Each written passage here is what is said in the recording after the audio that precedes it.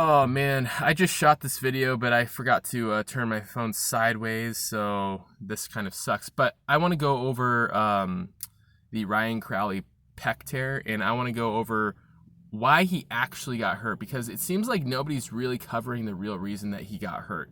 So let me just cover that right now. And I think the reason that nobody covered the actual reason he got hurt was because nobody seemed to pay attention to the full video where he did his warm-up sets leading up to 495.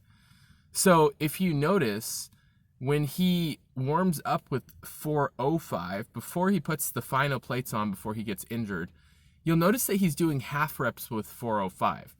Now, I've always said half reps are 0 reps. They do not count. So if you are not touching your chest when you're performing a bench press or an incline press, if you're not going all the way down when you're performing a dumbbell chest press or any exercise whatsoever, if you're not using full range of motion on any exercise whatsoever, the rep does not count. You have not performed the lift.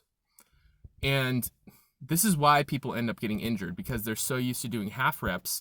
What ends up happening is on the bottom part of the range of motion, they end up becoming weak because they're only performing the top part of the range of motion. They're only doing half of the range of motion.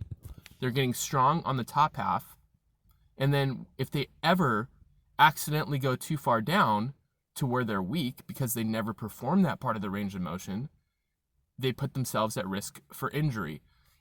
Hence what happened here. So if you look and you see how he performed 405, he did a bunch of reps, but they're half reps, meaning they don't count. He did 0 reps with 405. He had zero business touching 495. 0. So that's why he ended up getting injured. He had no business whatsoever touching 495.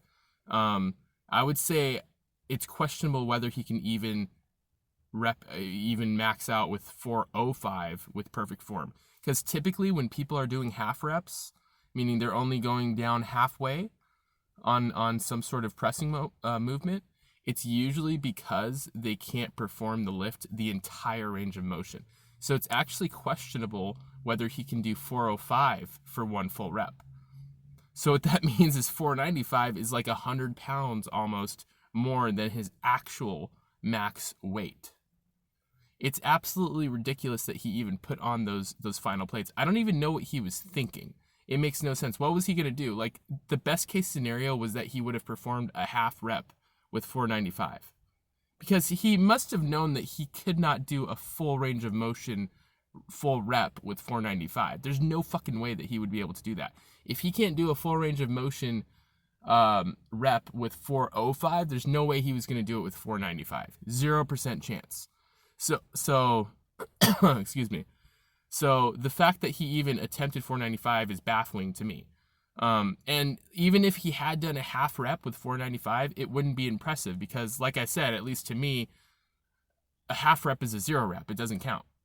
It's maybe impressive in the sense that he can kind of like handle the weight, like he can unrack it and maybe move it a few inches and then go back. But like, it's not impressive because it's not an actual lift. Like, a half rep is not a lift. So like I said, he wasn't using full range of motion with 405, which means he probably can't even incline press 405, right? So 495 should have never been on his agenda whatsoever. That's why Ryan Crowley got injured, because he's not strong enough to even incline press 405 most likely. So he should have never whatsoever put 495 on the bar. Thank you for watching. Muscle Addict 8103 out.